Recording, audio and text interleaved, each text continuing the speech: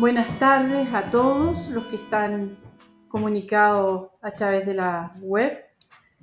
Desde el Secretariado del Padre, hoy día queremos presentar a una charlista muy especial. Ella es la hermana Silvia Beltrán, pertenece a la comunidad de Hermanas de María. Durante su vida ha trabajado intensamente en el movimiento, conduciendo a muchos al corazón de la Mater. Ha trabajado en distintos lugares del país y también afuera. Se caracteriza por su alegría, fuerza y entrega a los demás. Es una hermana siempre preocupada por los necesitados, por servir a los que llegan hasta ella. Es de profesión asistente social, lo que, unido a su vocación, la hace ser una persona muy generosa, atenta a las necesidades del mundo de hoy. Ella es testigo presencial de la Pascua del Padre, un día 15 de septiembre de 1968. Podemos recibir su testimonio y es un gozo poder tener la posibilidad de que nos enriquezca con todo lo que nos va a contar de cómo conoció a nuestro Padre. Hermana Silvia, buenas tardes. Muchas gracias por su sí a esta invitación.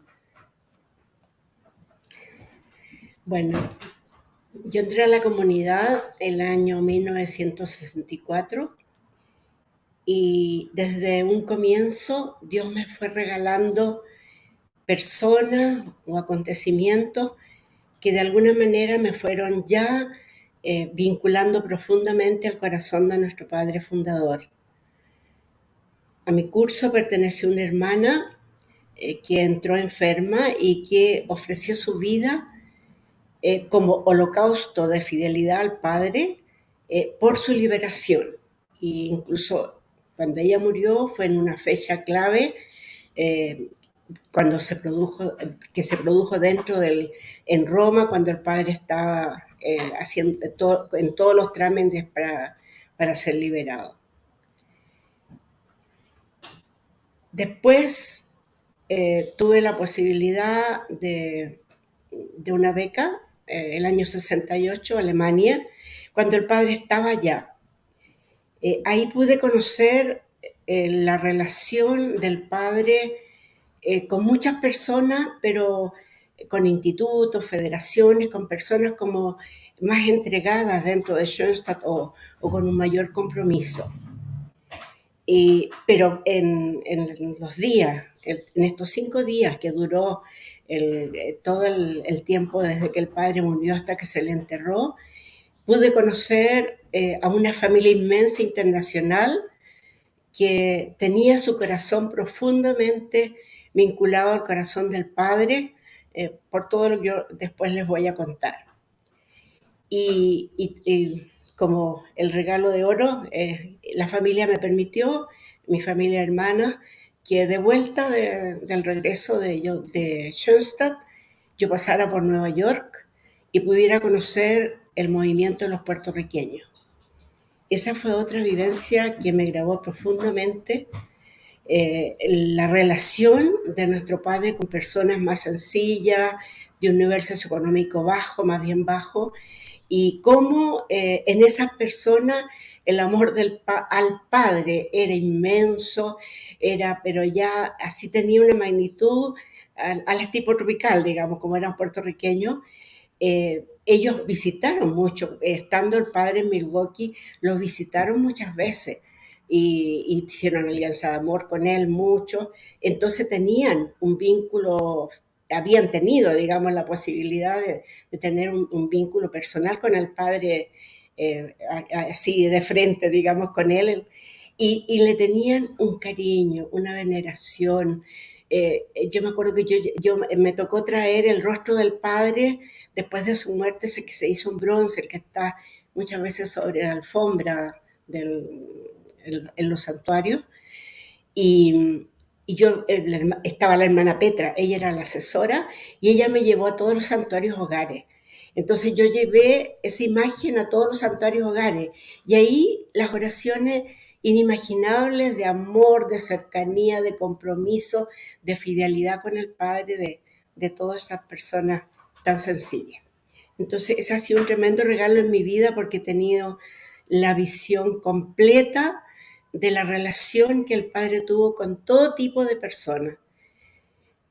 Bueno, eh, yo tuve un encuentro el 18 de mayo de 1968, muy largo con nuestro Padre, en el cual, cuando yo cuento mi testimonio, explico por qué siento que Él cambió mi vida, que Él me transformó en una persona muy realizada dentro de mi comunidad y también dentro de mi apostolado, pero siempre con esa certeza y seguridad de que el Padre estaba conmigo y que todo lo hacía por Él. Bueno, en septiembre, el domingo 15 de septiembre, estábamos, por primera vez la comunidad tenía la posibilidad de asistir a la iglesia de la adoración a una misa. Era una misa que iba a tener mucho público, pero hermanas de María, la misa era a las 6:30 de la mañana, y hermanas que venían de fuera porque había una celebración para una superiora que el padre la iba a tener una conferencia con ellas en el aula de la iglesia después de la misa. Así que la iglesia estaba repleta de hermanas. La misa, para los que lo conocían más y su forma de ser, su forma de darse, realmente fue para mí normal, pero para ellos, según ellos, muchos gestos, muchas cosas que el padre hizo en que se notaba que ya tenía como dificultad para respirar. Nosotros, incluso como éramos tantas, 2 sacerdotes le ayudaron al padre a la comunión y después nos íbamos, cada una de las que no éramos de este grupo de hermanas que iban a celebrar a su superiora con el padre, nos teníamos que ir a una segunda misa inmediata a diferentes casas. Bueno, a mí me tocó en la casa central, en la casa madre de las hermanas, esa segunda misa, y estábamos en la misa, el que oficiaba la misa era el padre Bodo Erhard, que era en ese tiempo el superior general de los padres, y antes de la liturgia de la palabra, la hermana, la superiora, se acercó y le dijo algo. Entonces el padre nos mira y dice, el padre acaba de tener un ataque al corazón en la iglesia. Esto fue un impacto, escucharlo, pero era con interrogante, digamos, de qué tipo de ataque se trataba. Seguimos la misa y después de la comunión la hermana se acercó nuevamente al padre a decirle algo, todas muy atentas para saber qué decía. Y yo me acuerdo que el padre purificó el cáliz, lo guardó en el tabernáculo, mientras nosotros esperábamos qué nos iba a decir, y nos dice, el padre acaba de morir. Fueron palabras tremendas porque nosotros habíamos acabado de estar con él, o sea, veníamos de haber recibido la comunión, la bendición, ido a la misa terminado, todas esas cosas tan lindas que eran como un envío. Y ahí no sabíamos qué hacer, o sea, yo me acuerdo que rezábamos cada una en silencio, no daba cabida a ninguna otra emoción. Y ahí nos dijeron, el padre murió en la iglesia, pero hay que tomar decisiones con respecto a dónde se va a enterrar, dónde se va a velar, y eso lo tiene que hacer la presidencia internacional. Entonces, por lo tanto, la iglesia se cerraba y hasta las 12 del día no se podía ir. Después, evidentemente, preguntamos los detalles de la muerte y me imagino que lo habrán escuchado, que el padre celebró la misa, terminó la misa, se fue a la sacristía. Desde la sacristía hay una puerta en que si uno mira está el tabernáculo. y el padre se sacó los ornamentos, los dejó sobre la mesa y la hermana, la sacristana, tenía una bolsa de rosario. Le dijo, padre, por favor, bendígalos. Y el padre los bendijo, se sacó los lentes y se apoyó en la mesa. Entonces, estaba cada uno de los sacerdotes que le había ayudado a la comunión a cada lado. Ellos creyeron, y ellos que lo vieron, digamos, creyeron que el padre estaba haciendo la acción de gracia después de la misa, porque como estaba apoyado él podía ver el tabernáculo, como que, pero de repente el padre se afirma y se va hacia el suelo. Los dos padres lo tomaron, pero no pudieron alzarlo, digamos, y ahí entonces fue cuando lo tendieron en el suelo. Lo pusieron de espalda en el suelo, en la misma posición en que está la alfombra, los que han ido allá a Schoenstatt, en que está la alfombra del padre, en que está hacia acá la cabeza y hacia allá los pies y un poco como, no es derecho, digamos, un poco oblicuo. Bueno, lo dejaron ahí, le pusieron un almohadón para que apoyara la cabeza y trataron de llamar médico. Había una hermana que había bajado junto conmigo, que era médico, de buscarle inmediatamente. Bueno, después se certificó que la muerte fue en ese momento, porque el padre dice que suspiró, respiró con dificultad unas 2 o 3 veces y después una respiración profunda, y ese fue el momento en que el Señor lo llamó al cielo. Bueno, las decisiones las tenían que tomar, como les decía, la presidencia internacional, así que nosotros teníamos solo que esperar hasta las 12 del día para ir a la iglesia, si es que para verlo, por último, si lo sacaban, si se velaba en otra parte. Bueno, yo era hermana, tenía 4 años de hermana, y yo, o sea, me dicen eso, el padre murió, y no podía concebir de que yo tuviera que esperar hasta las 12 del día sin poder ir a verlo, sin saber dónde estaba, qué había pasado. Y audazmente me fui y fui a la iglesia. La iglesia estaba abierta, pero el lugar donde él murió, la sacristía, estaba cerrada. Yo golpeé la puerta y salió la superiora general de ese entonces, que era una hermana que había estado en Brasil, y el hermano Emanuele, y que yo tenía muy buen contacto con ella porque por el portugués podíamos hablar con mucha facilidad las dos. Y le digo, ¿usted me deja entrar? Sí, me dijo, entra. Y me pude hincar al lado del padre, había caído hacía muy poco rato. Como les digo, ya se había sacado los ornamentos y que estaba con su sotana, y le habían juntado las manos y le habían pasado un rosario por entre los dedos, así con las manos juntas. Uno sí, o sea, los que estábamos, que era muy poco, o sea, se le permitió solamente a los grandes, a los de la presidencia internacional estar ahí, digamos, no podía estar nadie más, así que cada uno espontáneamente se hincaba al lado del padre, ¿qué otra cosa iba a hacer?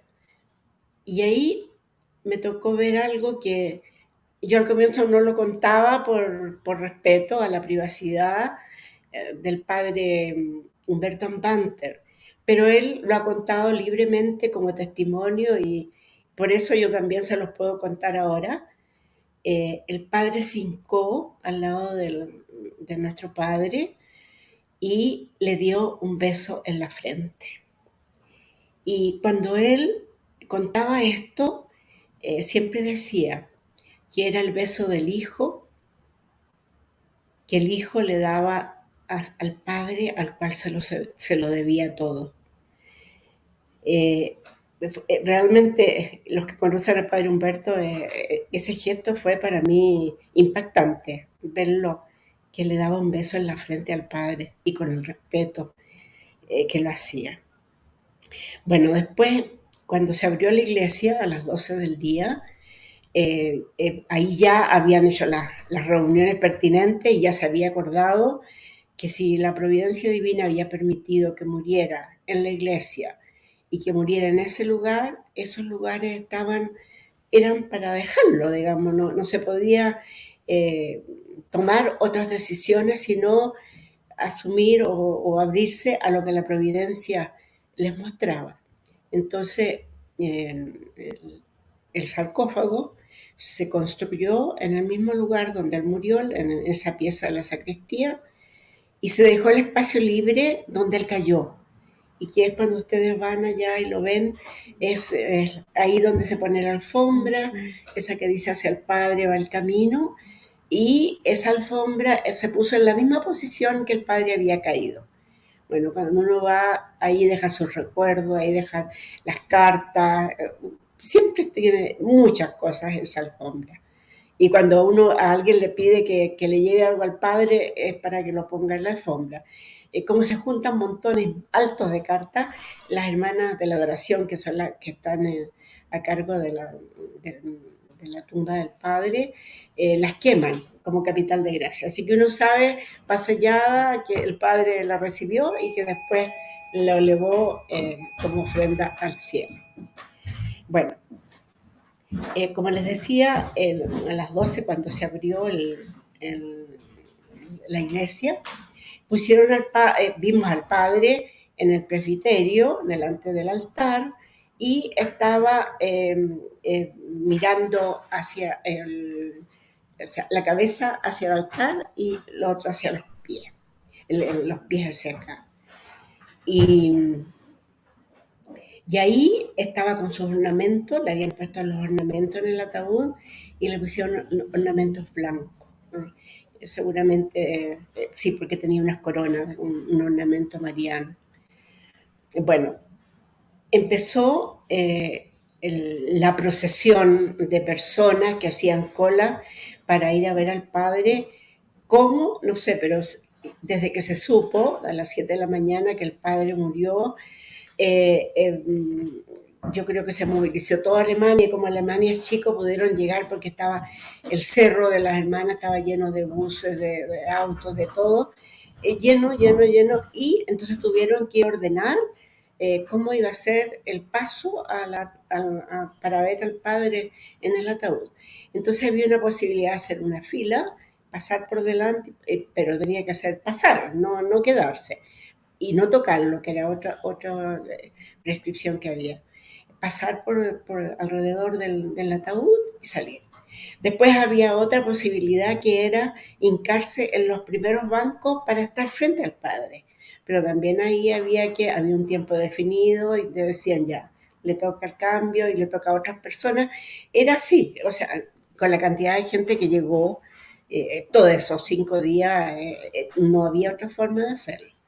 Pero se abrió otra posibilidad que fue muy linda, que era que todas las noches se podía hacer vigilia con el Padre o un momento de oración. Nos daban 1 hora por institución, no era personal de ninguna manera. Las casas filiales, las comunidades, los cursos, después también los países, digamos, cuando fueron llegando los extranjeros. Entonces, se dio en estos 5 días, el padre murió el domingo, su funeral fue el viernes, todo el día este paso de personas que circulaban alrededor del ataúd o que estaban rezando adelante o dentro de la iglesia. Fue muy impresionante porque la noche había que rogar para tener 1 hora o poder con alguna casa, con algún lugar, entrar y poder hacer esa vigilia en torno al ataúd. Bueno, el primer día, cuando el padre murió, el día domingo, en la tarde, a las 5:30 de la tarde, fue la primera misa. Esa misa, el celebrante principal era el padre Meningen, con varios sacerdotes, los que estaban ahí o los que habían llegado, y escogieron la misa, como era 15 de septiembre, la misa de los 7 dolores de la Virgen. Esa misa, el Evangelio, es cuando Jesús muere y al pie de la cruz está su madre y está San Juan. Y con las palabras que están para nosotros, que tienen una resonancia tan especial, porque siempre el padre fundador nos habló, he ahí a tu madre, o sea, para él anunciar las glorias de María era lo que hacía con todo el corazón, digamos. Entonces, el padre Menningen era el que iba a leer el Evangelio, y el padre Menningen, perdón, la iglesia estaba llena, llena, llena, llena, llena de gente.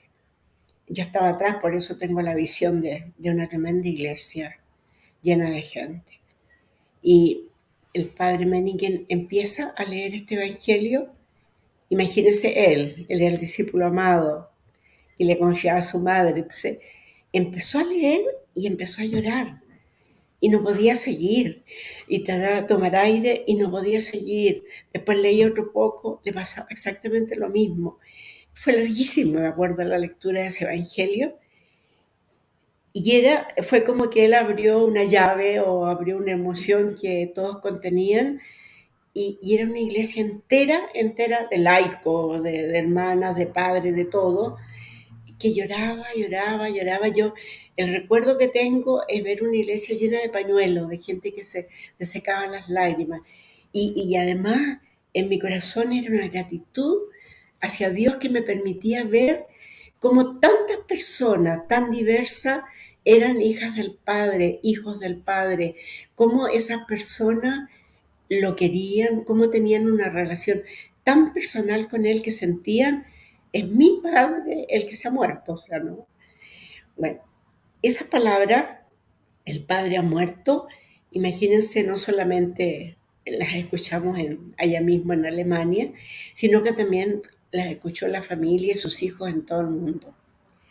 Fue impactante para todos, muy especialmente Chile, que se había preparado porque el padre dijo que venía, el padre tenía el pasaje, dijo que en octubre, después de la jornada de octubre, la jornada de jefe, de dirigente, él venía, viajaba y venía a Chile.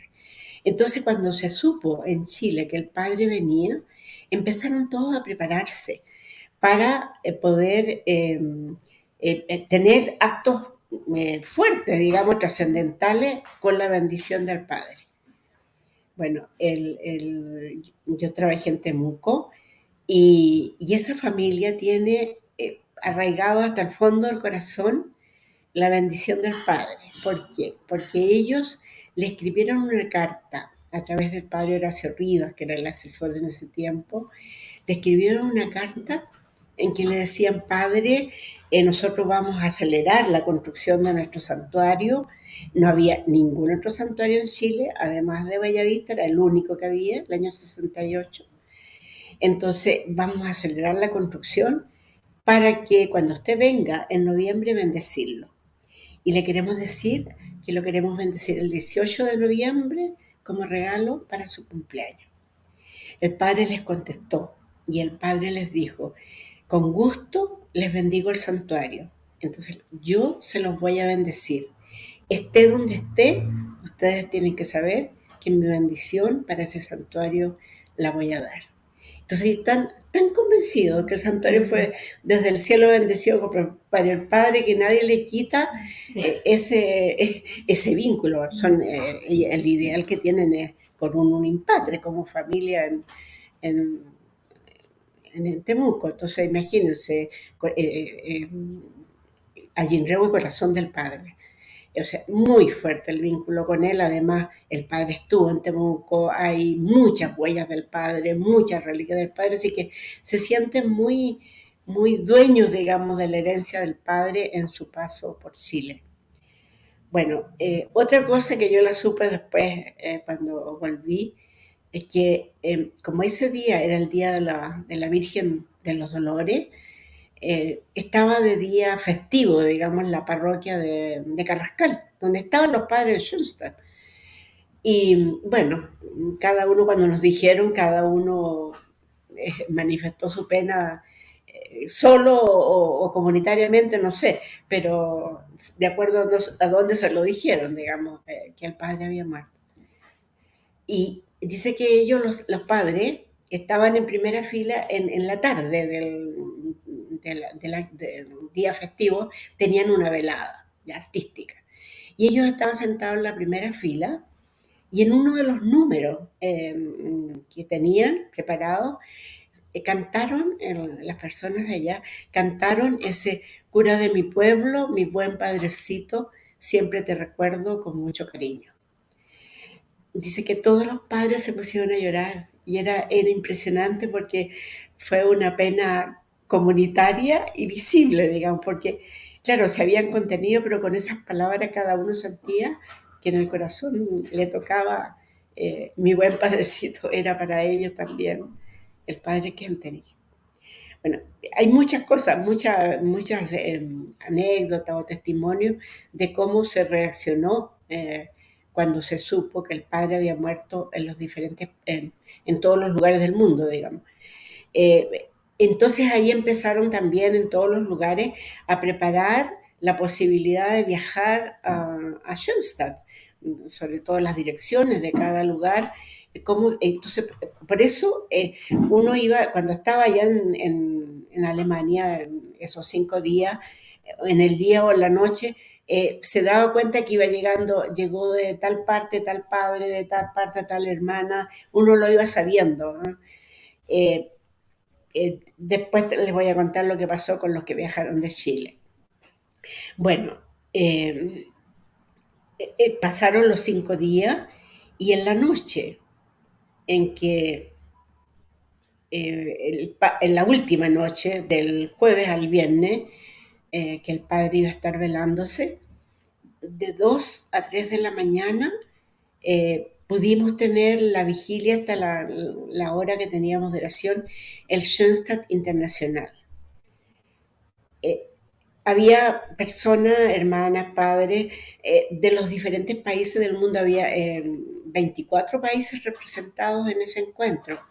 Incluso fue dirigido por el padre Humberto, y cada país hizo una oración y la síntesis de esa oración era la gratitud porque Dios nos había regalado a la persona del Padre como su reflejo aquí en la tierra, y también la fidelidad a todo lo que Él nos había dejado, y toda la conciencia de misión que también nos regalaba a cada uno. Cantamos el himno, yo primera vez que lo escuchaba, el himno de la familia en todos los idiomas, o sea, fue castellano, español, alemán, inglés, portugués, ¿no?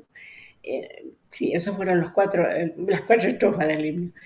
Y, y una cosa impactante que uno la observa después mirando, leyendo la historia, es que el padre en vida fue una persona muy sencilla, no tuvo ninguna demostración masiva de cariño, de fidelidad, así de internacional nunca.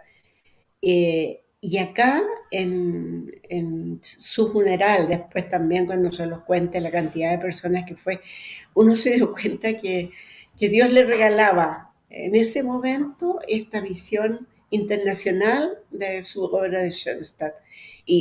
O sea, no la obra, de sus hijos de Schoenstatt, ¿ya?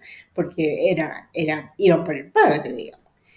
Entonces, empezaron, después que hicimos este acto internacional, rezamos también la pequeña consagración, pero simultáneamente en todos los idiomas.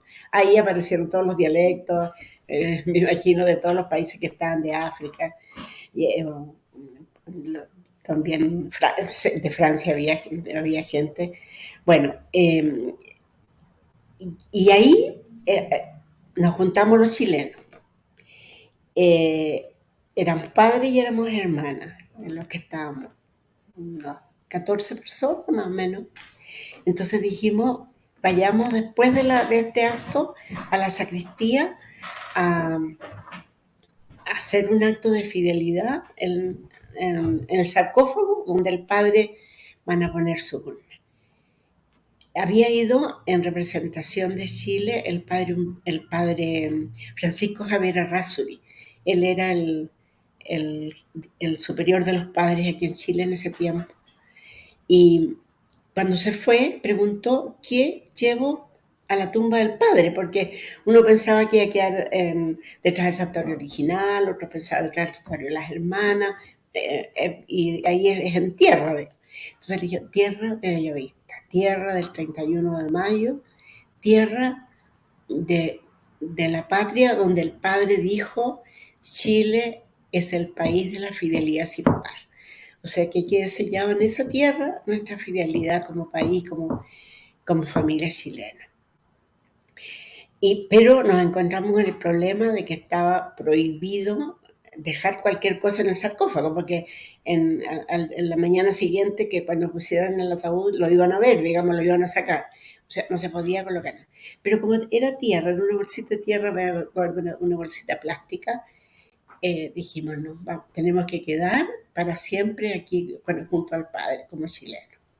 Entonces esparció por los bordes, esparció tierra chilena, así que estamos eh, brillantemente representados ahí. Eh, También rezamos gratitud, fidelidad, conciencia, misión, o sea, envío, le pedimos al Padre que nos enviara al cenáculo, todo. Hicimos ese acto bien, digamos, en tono de familia, en representación de todos los que no podían estar en ese momento. Después de eso, era de 2 a 3, bueno, después a las 5, no, a las 3, o no, o a las 4 tiene que ser, a las 4 de la mañana, dijeron ahora, o sea, habían dicho antes, desde las 4 de la mañana todo el que quiera puede venir. Era una multitud. O sea, éramos una avalancha de gente, todos ahí en la iglesia de las 4 de la mañana, porque a las 6 lo sacaban, ya hacían toda la preparación para bajarlo al santuario original. Y ahí me acuerdo, cada uno en torno al ataúd, todos, y espontáneamente empezamos a cantar Trinidad Santísima, que es la oración del final del oficio. ¿Ya? Alabanza a ti eternamente, esa la cantamos, pero a todo pulmón, digamos. Y esa fue la despedida, digamos, ahí. Y al día siguiente ya partimos hacia abajo, se llevaban el ataúd en un auto, así que nosotros corríamos ahí por los lados porque no era con velocidad de funeral, sino que lo llevaban al padre y llegamos abajo y abajo estaba lleno de gente. Fueron alrededor de 5.000 personas las que asistieron al funeral del padre. Había de todo, o sea, estaba el nuncio, había 4 obispos, sacerdotes, pero ya una multitud de sacerdotes. Bueno, y nosotros que éramos el batallón, porque con el hábito evidentemente que hay unas películas por ahí de la muerte del padre que se ve como más de una cuadra de hermanas que van avanzando detrás del ataúd. Bueno, abajo en el santuario original, entramos al santuario, colocaron el ataúd en el santuario. Como paréntesis, digamos, era la segunda vez desde que padre volvió a Schoenstatt que podía entrar al santuario original. Entró la noche que llegó, que hay una foto preciosa cuando él está rezando de rodillas ahí en el santuario original, y ahora cuando entraba en el ataúd. Y ahí se leyó la primera acta de fundación y la segunda acta de fundación.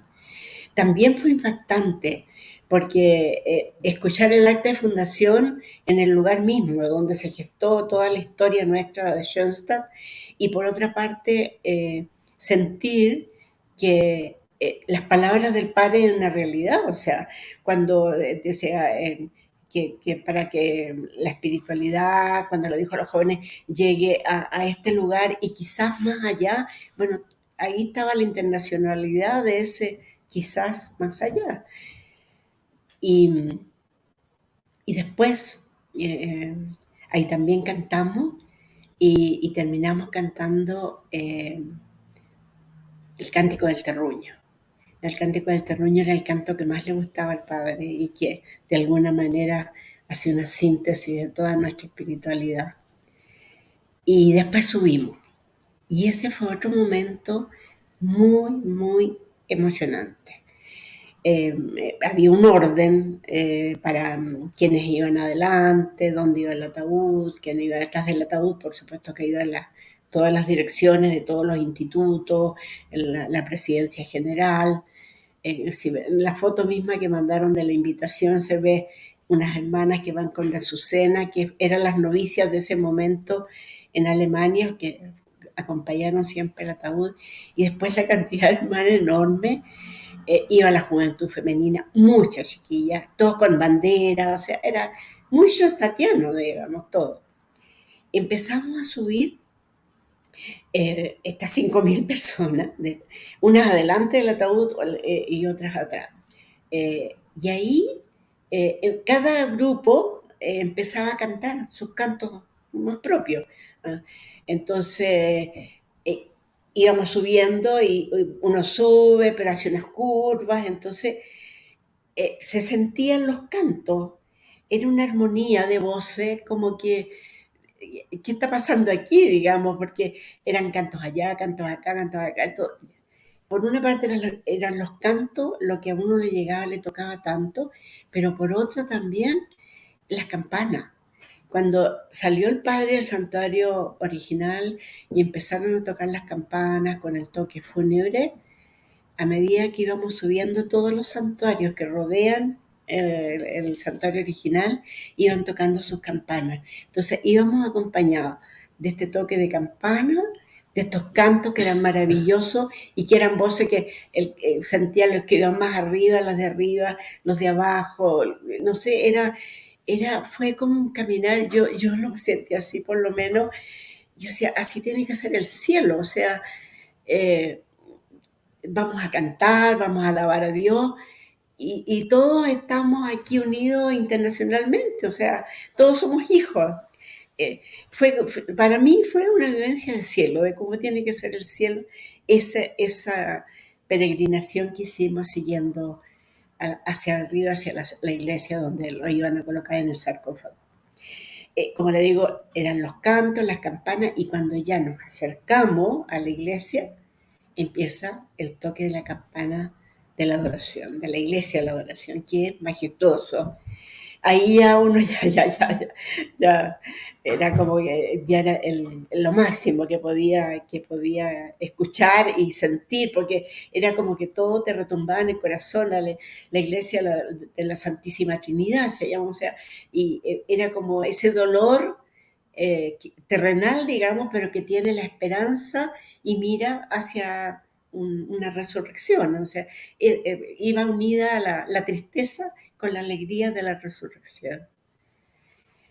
Llegamos a la iglesia y por supuesto que 5.000 personas no cabían en la iglesia, estaban la iglesia en la parte donde está el altar y donde iba a estar el ataúd, el aula, que más o menos es del mismo porte, porque en la parte baja de la iglesia, llena, y todo el frontis de la iglesia afuera, también lleno de personas. Como les decía, estaba el nuncio, estaban 4 obispos, sacerdotes, todos los que cupieron en torno al altar estaban, más una cantidad inmensa, yo veo más de 100 de todas maneras, de sacerdotes sentados en los bancos, los primeros bancos, para celebrar la misa. Y el celebrante principal fue el Monseñor Tenumber, que era obispo y que era shunshatiano, y él fue el que nos hizo la plática.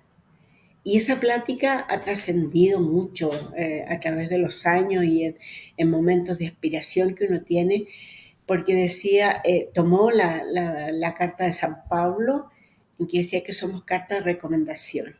Entonces, es que cada uno de nosotros tenía que ser una carta de recomendación de la vida, de la espiritualidad de nuestro Padre Fundador. Entonces, eso también es lo que siempre nos mueve nuestro testimonio. El Padre será canonizado el día en que realmente sus hijos hayan demostrado de tal manera que asumieron su espiritualidad, que lo demostraron con su vida y con su testimonio, y que por eso el Padre puede ser canonizado.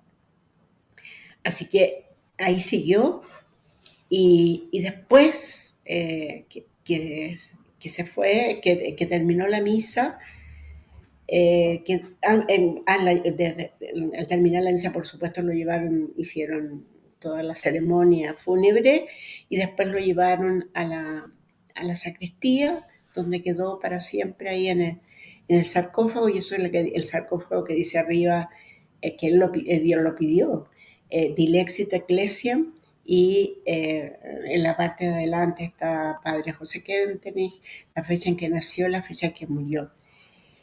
Una cosa que se me olvidó y que la encuentro impresionante es que el padre dice que días antes el padre Kentenich le había dicho al padre Menningen que él moriría cerca del altar. Y así fue. Murió cerca del altar y quedó también enterrado cerca del altar. O sea, está con la vista estaba hacia el tabernáculo, si uno abre la puerta. Ese fue el padre que tuve el regalo de acompañar en esos 5 días, y fue el padre que me había marcado de tal manera en mi vida que me la cambió para siempre, y al cual le debo todo lo que soy, y del cual quisiera que cada uno de sus hijos también pudiera tener esa relación tan profunda, esa relación filial con él, en reconocimiento de todo lo que él hizo mientras vivió aquí en la tierra, y también como gratitud por la gran misión que nos dejó. Muchas gracias, hermana. Damos gracias a las personas que han venido presencial y a las que se comunicaron. Bueno, esto es una misión también del Secretariado del Padre. Estamos en estos momentos en la Casa de la Misión, así es que más inspirados no podemos estar. Muchas gracias a todos y será hasta una nueva oportunidad.